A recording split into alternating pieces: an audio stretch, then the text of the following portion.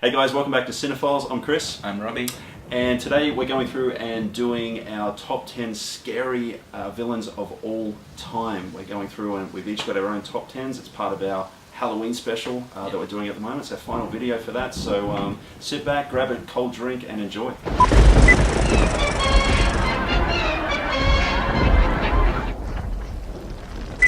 Hear the music.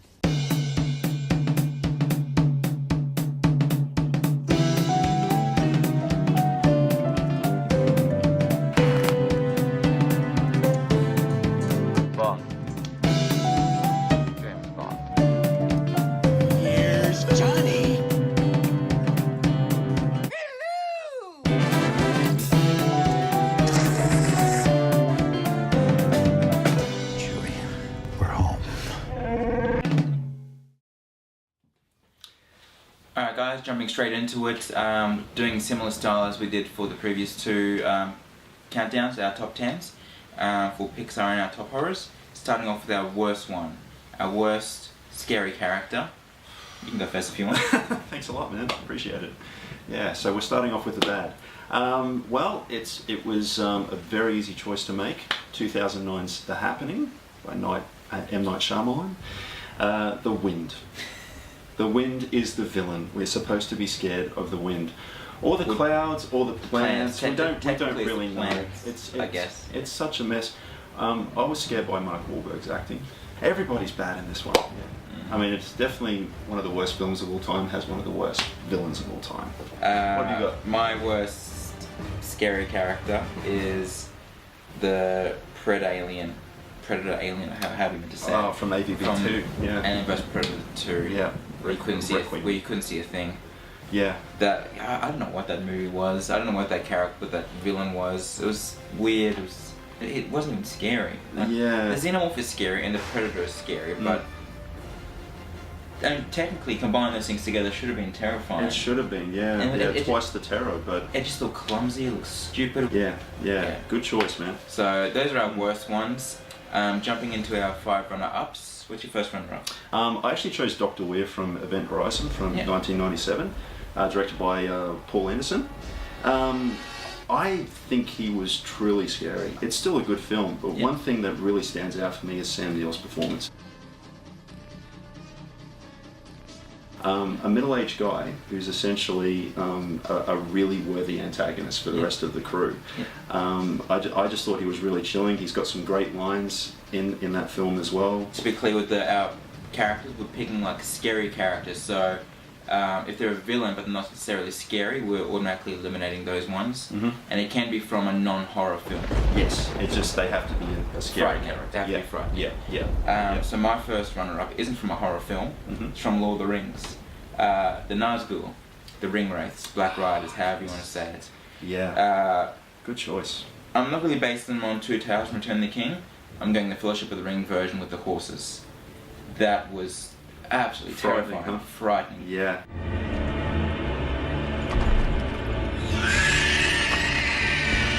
With Howard Shore's kind of demonic music behind it. Yep. Great choice of score. Great close-up shots. When we're first introduced with Frodo and Sam essentially. And Merry and Pippin, and it's over them. Yep, that's right. And you can see kind of like just the fear this thing creates. Like even the bugs are scared of it; they're all running away. Yeah. And then chilling voice as well. I think overall Fellowship was probably my favourite. Return of the King's my favourite. Okay. But if I'm gonna go, the Nazgul, that's my favourite incarnation of the Nazgul. It's the first one. What's your next runner-up? Okay, so next runner-up for me is John Doe, Kevin Spacey. One that I wanted to put on my list, but just didn't quite make it. Didn't quite make it. Would it be in a top 15? Oh, for sure. Yeah. What I love about Kevin's portrayal of John Doe in this film, he's got limited screen time. Very. Which is, when we get to some of the other picks that I've got, in a very similar sort of case where they've got limited screen time but essentially make a huge impact. We really only get a few lines of dialogue over a phone, and then he's in the last 10-15 minutes. But you feel his presence throughout the whole. Even though you don't know who it is, you feel his presence. Absolutely. He's so methodical, commanding presence, and he never really raises his voice. He never really gets angry. Except for that one time when he first reveals himself. After this, I'm gone. big surprise. You're looking for me. Yeah, but that's about it, and it's almost like to just grab their attention. He's not really angry. He's not an angry character in order to sell it. So, and the only way they can catch him is by him turning himself in. He is completely in control in that film. Yeah, definitely. My next one is Jigsaw. Ooh, nice. I think I've got Jigsaw a little bit higher. Cool. Well, I'll let you talk about Jigsaw probably later on then. Yeah, absolutely. But for me, I mean, I only saw Saw. That was confusing to say. Saw. For the first time last week, but already shows how good he is. He's already onto my top 10 favorite scariest characters. Yeah. And Jigsaw, I'm basing him off the first film, not number 2 and 3, because you see more of him in number 2 and 3, whereas number 1 he's just this presence. You don't really know who he is. And, So, but I'll let you talk about him when you got him higher up. Yeah, he's a little bit higher up, but so your next one? Our next one. What do we got? I love this one, man. Billy Loomis, Stu Macker. Nice. Yep. So the original Ghostface killers from the first Scream. I think they're actually a really great pair, those two. You know, when the reveal sort of comes in. Billy's more of the psychopath. You know, he's got serious sort of issues. He takes this whole thing really seriously, and I always got the sense that Stu was kind of dragged along, you know, for the ride, and he's just really having more fun. And so they make a really good pair.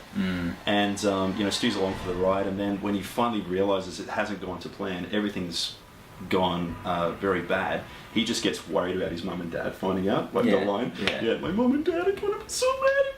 My mum and dad are gonna be so mad. Yeah. Very cool. Yep.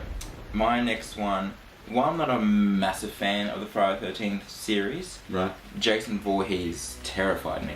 There's something about a guy in a mask that freaks me out. But that particular mask, like the hockey mask, I don't know what it was. Even before I saw Friday the 13th, it terrified me. So when I actually saw the movie, not the first one, obviously, the sequel, which I haven't even seen the whole way through. Shows how much he scared me. Wow. I've seen the horrible remake. Less said about that, I think, the better. But in terms of the original, the first two, original franchise, I've seen the first one the whole way through, but that obviously isn't Jason, that's his mother. Yep. And then Jason shows up in the second. In the second one, which I've only seen maybe 10-15 minutes.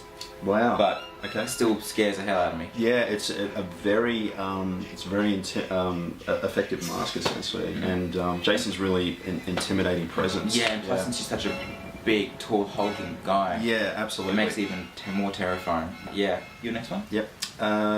Fred Krueger, Nightmare on Elm Street. I've gone with the first film. More than the sequels. Back before he was even called Freddy. Because he wasn't called Freddy until some of the sequels, but in the very first one, he's referred to as Fred Krueger. Right, yeah. I forgot about that. I've seen up to number 3. Yeah. So the first one, I mean, Robert Englund's performance is largely why Nightmare on Elm Street, that character of Fred Krueger, works so well. Please, God. This is God. You've got his performance, you know, coupled with the razor-sharp claws, you know, the terrifying makeup. It's just perfect, absolutely perfect. Yeah, so he's, definitely a runner-up. It was very hard not to put him up a little bit higher, to be honest. My next runner-up is Michael Myers from Halloween. Again, the masks, they freak me out. The masks do something for you. Yeah, they do. Yeah. The first appearance of him, not so much like when he's escaping, but like the first full appearance of him when he kind of like comes out of the shadows and you see the mask, that really stuck with me. Yeah, absolutely. Yeah, it's an iconic scene, you know, in terms of horror. It's iconic mask. Iconic mask, you know. Absolutely. My turn. You're definitely going to agree with me on this one. Pennywise the Clown. Which one? Okay, well, it's got to be Bill Skarsgård. Thank you. Yes. Thank you. I knew you'd agree with me on that. I mean, Tim was fun. Nothing against Tim Curry. Hey, Tim Curry is a fantastic actor. He's proven that time and time again in so many roles. But I think in that incarnation of the character, it was a little bit more fun. It was a little bit more comedic, a little bit too playful. Yeah. Whereas I think in this one, Bill Skarsgård was horrifying. Absolutely. I've got him on my list a bit higher up as well. Yeah, sure, absolutely, and rightly so. It's the right balance of playfulness, menace, playfulness and menace. Essentially, it's those two characteristics I think that are balanced so well. And I mean, it's all there in that opening scene. God, that opening. Yeah. And it still freaks me out, the shot of his cross eyes just before he goes into the door. Which is actually real. Actually real. It's not a CGI effect. Bill Skarsgård actually does it himself. Yeah, I know. What a talent. Yeah. You know? Yeah. My final runner-up is Hannibal Lecter. Ah, nice one. I struggle to try and get him onto my top 5. Yep. But in terms of character, he's amazing. In terms of fear, the other ones just topped him a little bit more. Sure. But Anthony Hopkins, with 16 minutes screen time. Yeah, it's not much. Yeah, no, not at all. Didn't quite like where they wanted the character in Hannibal. No. Red Dragon was back more towards Silence of the Lambs. Red Dragon was a great movie, I thought. You know what I think it was? It was the fact that they put him back behind bars. That's where he has his power, to get inside people's minds. When he's free, right, there's an element of that character that's actually lost, I think. Yeah. Hard to explain. Although, funnily enough, one of the bits that sticks out for me the most is actually when he's escaping the hospital. Yep. In Silence of the Lambs. Yep. But there's so many iconic bits with Hannibal. I'd like to talk about it more because I think you got him. I do. I'd had him a little bit higher. We'll save it for later on then. Yeah, we'll save it for later on. But we could talk about that character all day easily. So getting into our actual top 5s. Actual top 5s. So, yes, here we go. Number 5. What's your number 5? Number 5 might be a little bit interesting, but I picked Norman Bates. Norman Bates is my number 5. So we'll do this together then. We're gonna do this one together. Yeah. Awesome. Anthony Perkins. Wow. Yeah. I consider him. I mean, there's been other films, but I consider him to be the original slasher villain. Oh, you know, absolutely. And that's why he needs to be on a top 5 and not a runner-up, because you know some of those other characters are imitations, I think, of what Anthony was doing back then. You know. Wow. Just so brilliantly played, the dual sides of him. Yeah. Explored so well. And I think for me, it's still that final shot of Norman inside the mental ward, where he wouldn't harm a fly. And then there's that trademark camera. Chills still to this day when I watch that. Yeah. Let them see what kind of a person I am. I'm not even gonna swat that fly. I hope they are watching. They'll see. They'll see and they'll know and they'll say, why, she wouldn't even harm a fly. So that's number 5. Yeah. So you're number 4? My number 4. I went with a more interesting choice, and this is a film that I've only seen in the last year or so, which was Misery. Oh, you only seen it for the first time? I'd only seen it for the first time like a year ago, so I got a little bit of catching up to do in the horror sort of genre as well. I mean, this has horrific elements, but it's more of a psychological thriller. Yeah, that bloody sledgehammer though. Oh, absolutely. So I did mention the character's name, Annie Wilkes, played by the amazing Kathy Bates, who won an Oscar for this performance. She is truly scary. She's not intimidating physically. I mean, she's a big lady, but she doesn't have superpowers. She doesn't have any special weapons or anything like that. She is just unbalanced. It's like fan obsession. It's that obsession that really is terrifying. Oh yeah, absolutely. And I was literally on the edge of my seat through that whole film. I absolutely loved it. Yeah. And I thought she was amazing to watch, and see her calm demeanor just gradually take over and further down that and spiraling down that way. I definitely found it unsettling. I didn't find it terrifying though. Right. I found the situation terrifying. Right. Again, it's kind of like Nightmare on Elm Street. It wasn't so much the villain that I found terrifying, it was the situation the characters were in. The story, Yeah, absolutely. I mean, it is always a whole package with films. You know, there's so many elements in play at the same time. Yeah, but I love the performance. In that one, and it's a little. We don't often think about, you know, that character. No. Annie, for God's... Shh, darling. Trust me. God's sake. It's for the best. Annie, please! Almost done. Just one more.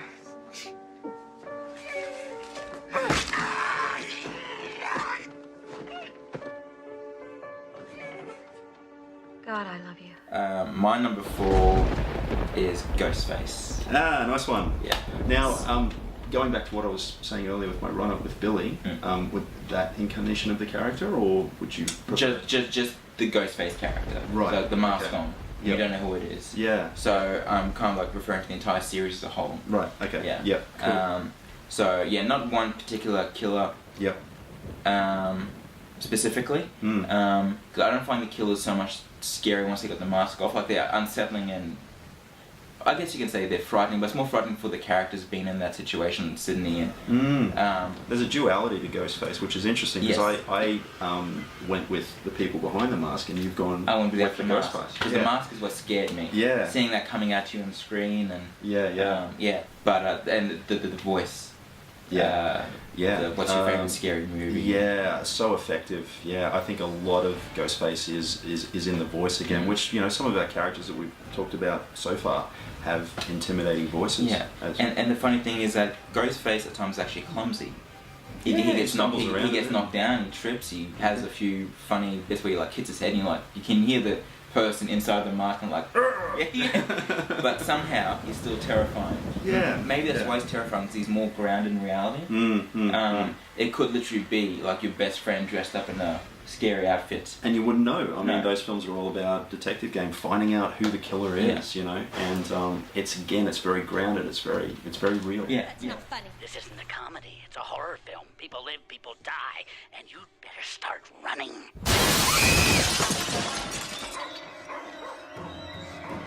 Marnie?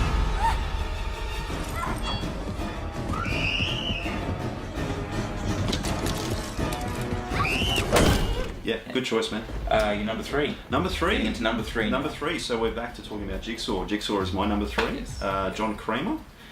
Essentially, what I love about we find out more about John Kramer and who he was, you know, before he became Jigsaw, and you know, he was basically just a guy who lost it all.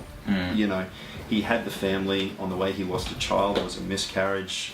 He was a civil engineer, so that's how he's able to build all those traps and things like that throughout the series. But and then now he's a cancer patient. And now he's a cancer patient. Yeah, so it's all quite interesting. What I find is the psychology behind Jigsaw is just really interesting. Like, he's never really murdered anybody. You know, No, he hasn't, no. That's the really cool thing about it. And in his eyes, he hasn't murdered anybody. Yeah, He's trying yeah. to put them through a test of survival, see if they have the will to live. Yeah, in his eyes, which I guess makes a great villain. In his eyes, he's actually the good guy. In his eyes, he's a good guy, and doesn't that make for a fantastic antagonist when they always believe that they're the good guy? Yeah. Yeah. So Jigsaw is definitely high on my list, number three. Yeah. I mean, and the way Tobin Bell played him was incredible. Absolutely. I mean, it's the writing of the character, He's it's got- the performance. Yeah, because he never yells. He's always got just a quiet, gentle voice. Yeah. Yeah. Yeah. Absolutely. Yeah. And he's in complete control. Yeah.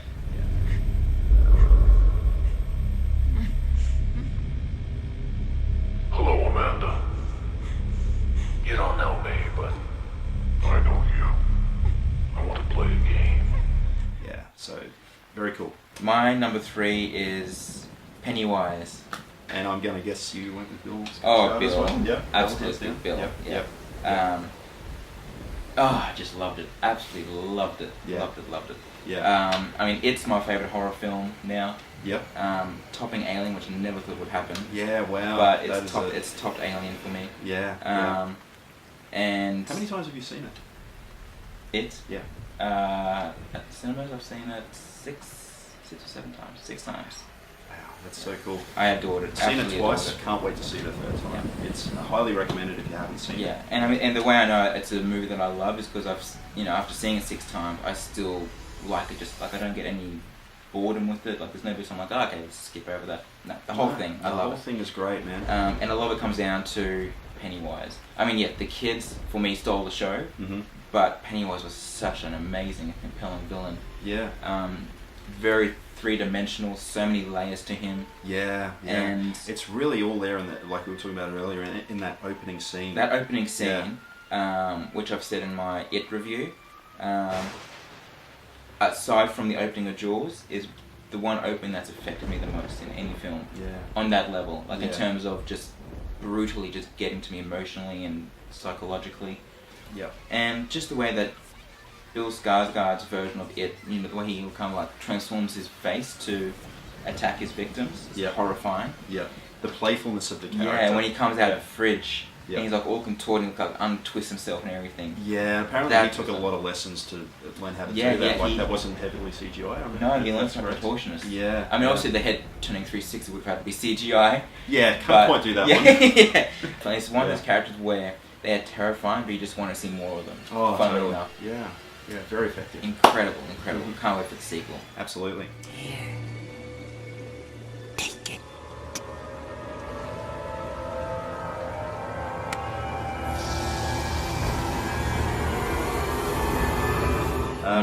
We're down to number 2 now. Well, this is more definitely more of an obvious choice. Jack Torrance from The Shining, Jack 1980. Nicholson. Yeah. Jack Nicholson. Wow, you know, we essentially have a stalker killer, you know, sort of character going on here. But the way I love the way that film starts out and his character, he's pretty unassuming sort of antagonist. I mean, he's a guy who's got a family. Yeah, he doesn't really come off as the antagonist at the No, beginning. you know, You're kind of rooting for him until later on in the film. Till later on in the film, absolutely, you know. And I've never seen cabin fever so well explored as I have seen in The Shining. Like, it is so well explored, you know. His character is just off balance, and the isolation of being alone like that, and just the madness. And That movie stayed with me for a long time, and not in a good way. Like, it haunted me. Really haunted me. Yep. And it took me a long time to actually be able to rewatch it again. Yeah, there's some very unsettling images, like, you know, for instance, like the blood down the stairs and things like that, and the twins, you know. So there's a lot of really horrific sort of moments in there, but it's Jack's portrayal of that character. Jack playing Jack. Jack playing Jack. Yeah, that's it. What if Jack Nicholson just went a little bit more mad? And Jack Nicholson, he's got that look. Yeah, God. yeah. The scene where he confronts Wendy and he's walking up the stairs is I was probably one of literally my... just about to About to say say that. that, Like, yeah. Wendy, darling, I'm not going to hurt you. I'm going to just wanna bash your brains in. Yeah. Wendy. Darling, light of my life. I'm not gonna hurt you. You didn't let me finish my sentence. I said, I'm not gonna hurt you. I'm just gonna bash your brains in. I'm gonna bash them right the fuck in. And of course, the famous, here's Johnny. Here's Yeah. Johnny. Yeah, in the trailer. Cinephiles trailer. Yes, it is It's in the there. opening. Had to put it in there. You got to put Shining in there, absolutely. I mean, what else can we say? Jack really sells it. He's so over the top, and the descent into madness is. I find it's fascinating. Yeah.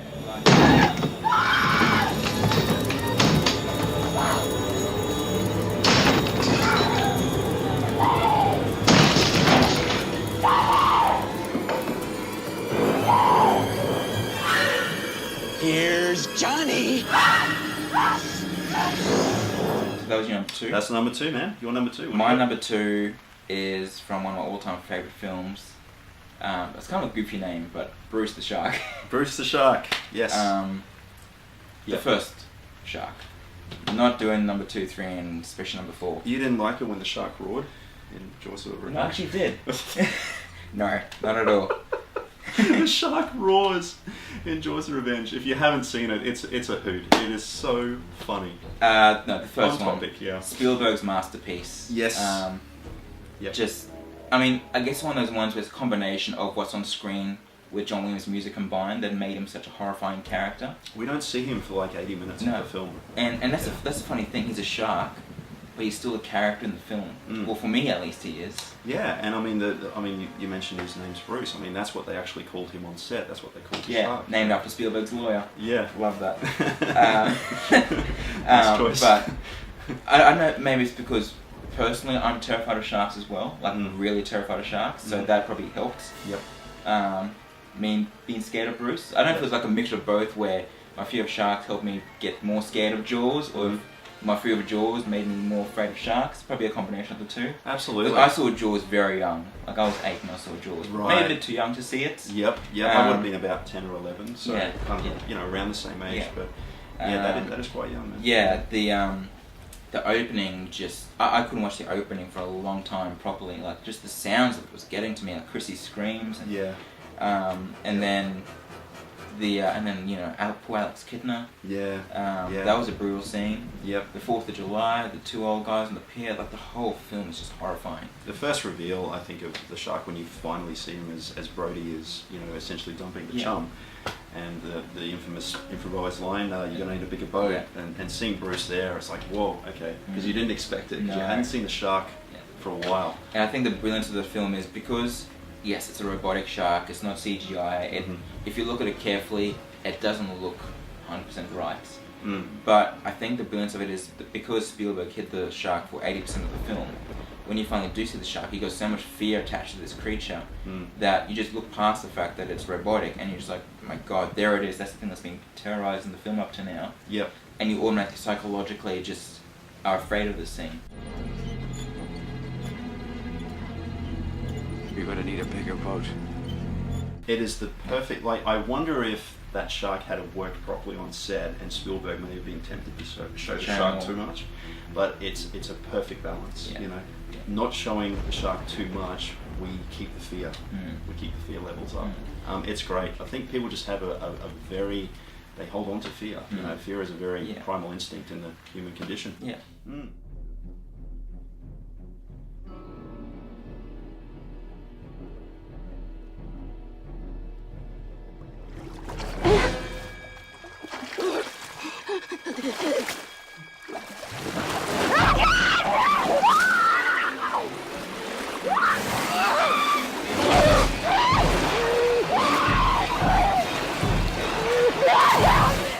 Very So, good. down to our number ones. Down to number ones. Your Excellent. number one. Okay, well, my number one, we'll just quickly touch on this. I think we've covered this character earlier, but Hannibal Lecter is my top pick. Brilliantly portrayed by Anthony Hopkins. What more can we say about that character? He's iconic. He's chilling yet charming. Oh yeah. He will essentially eat you, but he will remain a gentleman while he's doing it. And of course, Silence of the Lambs, the iteration of the character there, and the cat and mouse sort of back and forth psychological game between him and Clarice.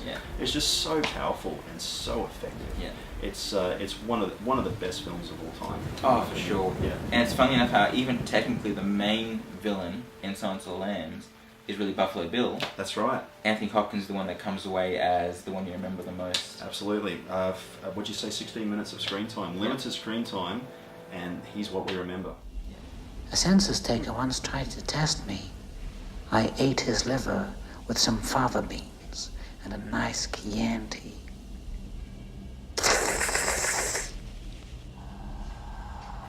Yep. What's your number one? My number one is the Xenomorph from Alien. The first Xenomorph.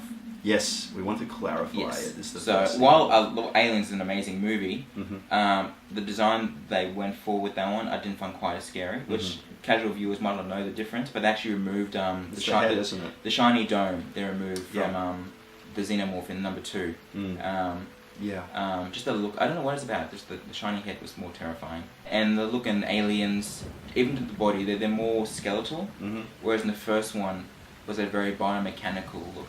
And just the way it moved was very stiff and just, it was very disturbing to watch its movement sometimes. The way it slowly unravels itself and... Didn't see too much of the creature back then either, which I thought is again, it takes a leaf out of Jaws. We don't see too much of Bruce in there either. But yeah, I totally agree with you. I think the design of the creature in that first one is the best. And it's still terrifying to this day when done properly. Everyone's like, oh, the Xenomorph is done, it's not scary anymore. I'm like, well, yeah, that's because we've had Alien 3, Resurrection, and the stupid Alien vs. Predator movies. But Covenant as well. I like Covenant, but the Xenomorph, I'll admit, was not scary in that. Neomorphs or something. No. In there. But okay. But then when you look at the game, Alien Isolation, even in that, that is how you do. It's scary. And there they did the design, the Giga design from the first film. And movie or game, I've never been that terrified ever. Including the first Alien, which is what started my fear of this creature. It's a great game if you haven't played it. Play it. Definitely play it. You probably have already, but if you're a fan of Alien, play it. If you're a fan of horror games, play it. Maybe not play if you're prone to nervous disorders or something like that, because you'll probably have a breakdown playing this thing. Because I nearly did. Yeah. So just watch it. Maybe take a break every half an hour or so. And I think what makes the Xenomorph so scary, like a lot of other ones on our top list, is that you can't be reasoned with. And that's what I think makes a good villain. Yeah. Is that you can't reason with it, you don't know how it and especially the Xenomorph is so mysterious. You don't know how this thing thinks, how it feels, how it sees. Yep. Until they ruin that in the sequels. But in the first one, you don't know anything about this thing other than if it catches you, it's going to rip you to shreds. That is absolutely 100% right, and it's the fear of it's the unknown that is the most terrifying. And the fact that even though half the film you don't see it, you feel this constant dread and peril, and it's completely unrelenting for the entire film. Absolutely. And just builds and builds and builds, and never lets you have a breather for a second. Yeah, absolutely. And it's because of this creature and the way Ridley Scott portrayed him and Giger's design and the way it was played by the on-set character. Yep, absolutely. Plus the reactions from Sigourney Weaver and everyone else on set was so real. Yeah, absolutely. And there's something about, for me, like a serial killer scares me, which proof I've got serial killers on my list. There's a few there, yeah. But my top two are creatures. Yeah. Something about a creature in a horror film just terrifies me. Like another one that I want to put on my list that didn't make it on is, have you seen The Ghost in the Darkness? Yep. Those lines terrified me. Yeah, okay. Yeah, that's a good choice as well. Yeah. I was going to put it on there. But there's a few others I thought needed to be on there just because they're so iconic. Yeah. When I was doing this list, I knew that Bruce was going to be on your list, and I knew the Xenomorph from the first Alien was going to be on my list. Of course Bruce was going to be on your list. Yeah. How could it not? And I deliberately stayed away from creatures, but, I mean, how could I possibly argue with those two spots? There's something about creatures that terrify me. Cujo is another one that gets to me. Yep. Yep. It's, I don't know, that animalistic side of it, it just frightens me. Yep. Even in animated films, The Bear and Fox and the Hound, and then in Brave, I'm terrified of those. Okay, yep. I don't know what it is, scary animals just get to me. Absolutely, and they get to a lot of people, and it's a combination of great creature design, how well it's shot composition, how the character is written. Knowing when to not show too much. Absolutely, and I mean, those two there, Bruce and Xenomorph, that's a perfect blend of all those elements coming into play. So, great list, man. Yeah.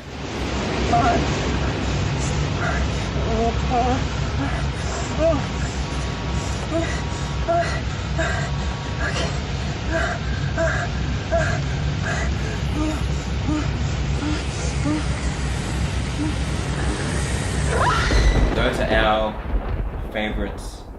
Scary characters. Scary villains, however you want to say it. Yeah. What are yours? Yeah. We'd love to know. Let us know in the comments below. Yeah. Write up your top 5, top 10. Go for it. We love hearing from you guys, and we respond to all comments. So do it. Yes. And so that is a wrap on our Halloween special. Yes. Hope you've enjoyed it. We've done all the Scream franchise. We've done Saw, and then we finished up with our top scary characters. Yep. We look forward to doing it again next year, something different. Yes, absolutely. And, thanks for watching. Thanks for watching. So if you like, please subscribe as well. Yep. And got plenty more content coming out. Star Wars and our marathon for Star Wars will be up. Yep. Very shortly. We got a Thor review coming up as well. Yes. All sorts of things. A lot of stuff coming up. Yeah, a lot of videos on the way, guys. So stay tuned for that. Until next time, I'm Chris. I'm Robbie.